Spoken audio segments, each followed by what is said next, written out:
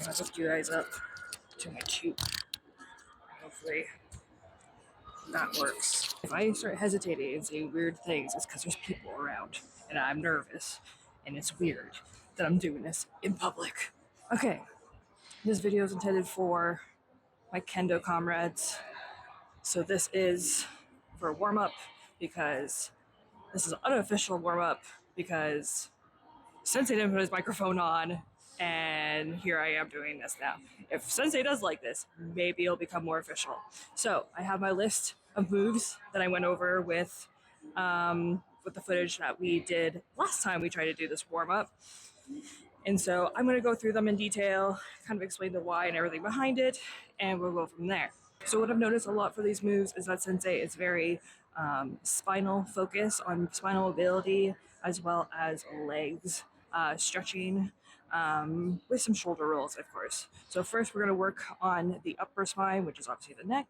So neck rolls, we're going to be alternating ich, ni, sa, shi, and then ni, ni, sa, shi, sa, ni, sa, shi, and yo, ni, sa, shi.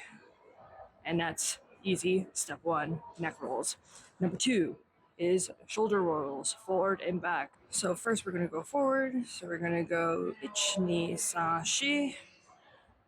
And then ni, ni, sa, shi. Sa, ni, sa, shi. And yo, ni, sa, shi. And that is shoulder rolls. Again, very basic. Getting joint mobility. Next is, again, a shoulder movement because, as you know, in Kendo, when we do our strikes, we need a lot of shoulder mobility because we need our arms to get up high and we need to be able to strike. Up high, strike. Up high, men. So shoulder mobility is a big thing in Kendo. So what we do is we start by going forward, which means our palms are facing down, and we're going to start small and get bigger as we count. So ich, ni, sa, shi. And then backwards, when we go backwards, our palms are face up. And we go ni, ni, sa, shi. And then we're going to go forward again, palms down. Sa, ni, sa, shi. Backwards, palms up. Yo, ni, sa, shi. And that's how you do more shoulder activation and stretching. Next, I wrote hula hoop. So again, we're doing spinal, but also hip. So we're doing basically like an invisible hula hoop. We're going to be rotating, and then once you do a 1 round, you go back the other way. So ich, ni, sa, shi. Ni, ni, sa, shi. This one, people seem to get some confusion. I know even I was a little confused when all of a sudden Sensei was doing like a wind turbine. So the intent for this one is not only spinal mobility, where you want to loosen up the spine, we're also loosening up the hips, but also working on the stretch in the back of the legs. It's a lot, I know. So if you want to start your hands up, and basically what you're going to do is rotate to your first foot, whether it be your left or your right. So that spinal rotation is going to help with the stretch as well as in your hips. Make sure you keep your feet a little bit pointed off to the side. You're going to turn and go towards your leg. Make sure you're leading with your chest. You're going to feel a stretch in the back of your leg, but you're also getting that stretch along the side of your body. And then with your arms down, we want to sweep across, and we're going to do the same thing when we face our other foot. And then when we rotate, come up, doing that spinal mobility. And then we're going to do the other way around, where we face the other leg, sweep the floor. You're going to feel that stretch in the back of the legs, and come up, and you're going to rotate. That's the wind turbine thing he was doing. Next are the knee pull-ins. So I'm going to stand to the side, and you're going to see that I'm going to obviously be balancing on the one leg, So work on your balance. This also works on obviously your ankle stability when you're balancing on one leg.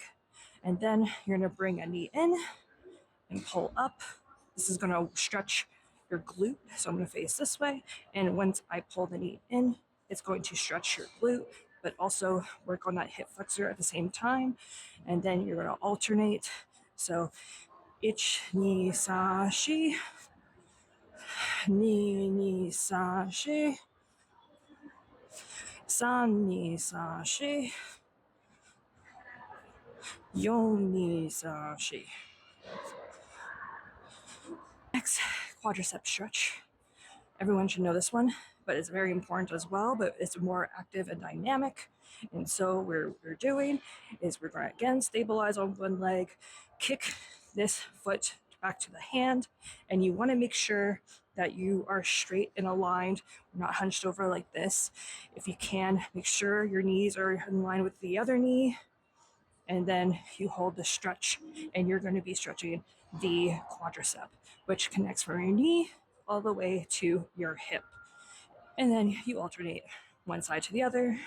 So you go ich, ni, sa, shi, go, rok, shish, hach, ni, sa, shi, san, ni, sa, shi, yo, ni, sa, shi. And that's that. If you have very tight quadriceps, another thing to practice if you want at home is to kneel, get some mat or a towel, keep your knee comfortable, and then you don't need, it's not about depth. You're not going for depth. All you need to do is tuck your hip in, and even just this alone, I feel a strong stretch in my quadricep. And if you want to kill two birds with one stone, do a quadricep and a hamstring, you can hold this for 20 to 30 seconds, put your toes down, and then you go into your hamstring. Again, lead with the chest. We're not going to lead with our head. It's not about depth. As long as you feel a stretch, that's what's important. And then you can go back in, do your quadricep stretch, hold, and then you're going to go back and do another 20 to 30 second hold on your hamstring. This is something you can do at home to warm up before coming to Kendo, or just to simply work on your mobility and flexibility if that's something that you struggle with. All right, next is the lunge and twist. So again, go down to your comfort. If you don't believe me, I actually had surgery, hip surgery. So these are a lot of exercises I do on a regular basis as is. So go as deep as you can. You don't want to be too narrow. You want to be nice and wide where your knees end up 90 degrees if you can. And then your arms are going to be out. When you go to do the twist, you're not just moving your arms. You're twisting your core and your torso, the whole torso. Again, working on that spinal mobility. So we go ich, ni, sa, shi, and then alternate. Ni, sa, shi, san, ni, sa, shi, yo, ni, sa, shi. And that is lunge and twist. People are calling this the Achilles stretch. I call it mainly a hamstring stretch because that's mainly what you're working. But what he's trying to identify is that it's not only one leg getting a stretch when you have the one leg out straight. So what's the hamstring is getting is the leg that's straight. As you bend over, make sure you lead with your chest, not your head. You're going to feel that long stretch from your bum all the way down the back of your leg. Keep the toes pointed up as well, because then you get the extra stretch in the calves.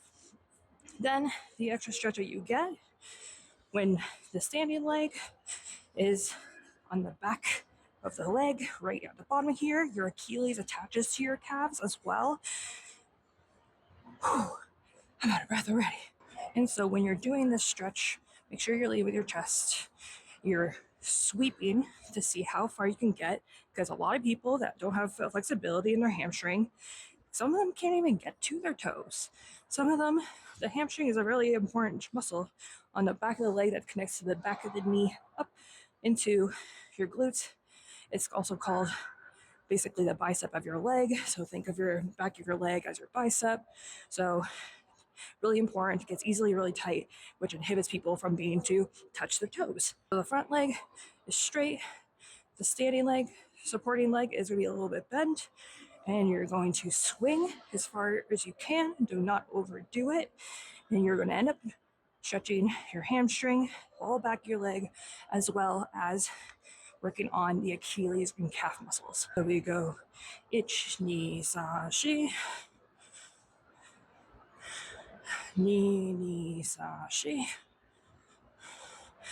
Side lunge. Side lunge, very important for your inner groin stretching and muscles to be able to push yourself from side to side. And so we start off feet together, make sure you have space.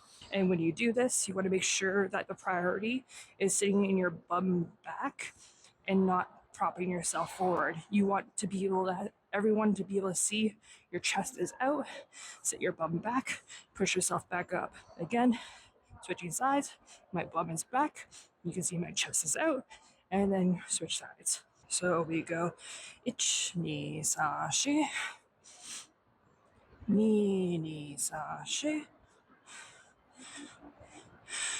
sa, ni, sa, shi. I don't know how they count this much because I'm already tired. Yong, ni, sa, shi. And that side lunge. More work on ankle mobility because we're always wanting to be on our toes for fighting and sparring stances. So to start, you want to bring your toes inwards. Some people can't do that very far, so go as far as you can. You don't want to be collapsing in your knees and then your toes. You're going to be on the ball in your foot. Ooh, hee, ooh, hee, ooh. Hold on. Toes are facing inwards. Eee, why am I struggling?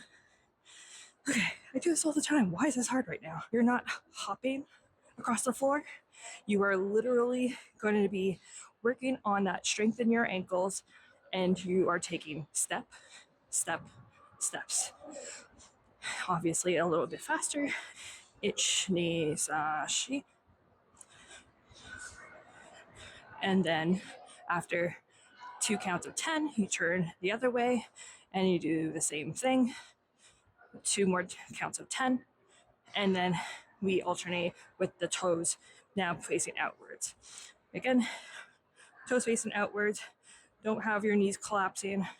And then we're not hopping across the floor. It is a step. The other one that's new and relatively a bit confusing, I guess I feel like a lot of people are still working on it, is the almost like a toe stomp. So I think the intent is, again, ankle mobility, and then also we're getting ready to do those fomikomis. So we're still on our toes. When we go to kick, we want our toes to be up because we're going to be then flexing the muscles in the front of our shin. So, and it's not about height.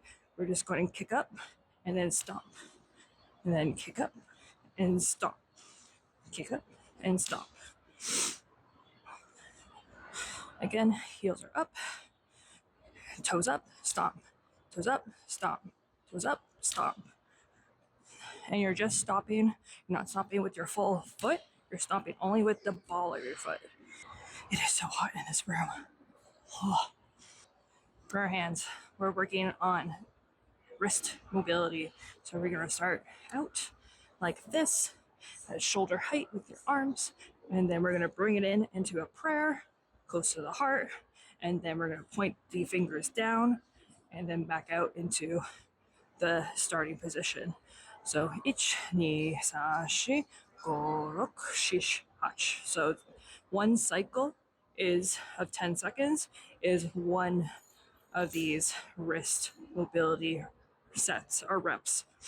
So ich, ni, sa, shi, go, rok, shish, hach. I feel like we've been avoiding this one.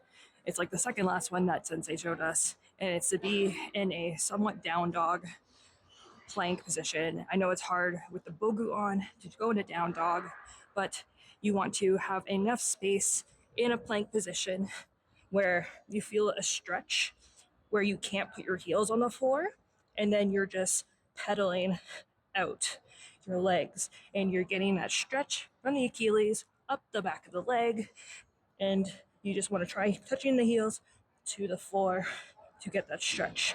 And you're pedaling it out, alternating. At home, if this is a really rough stretch for you, try just holding a down dog and hold those stretches for 20 to 30 seconds to work on that flexibility. Flexibility, guys, no matter how old you get, it's something that you should always be doing. It is super important. Don't ever stop doing it. The last move Sensei shows us is what we seem to be calling the cat cow, because the way he describes it is that you want to do the move standing where you arch your back. Once again, we're working on that spinal mobility and then bringing it in.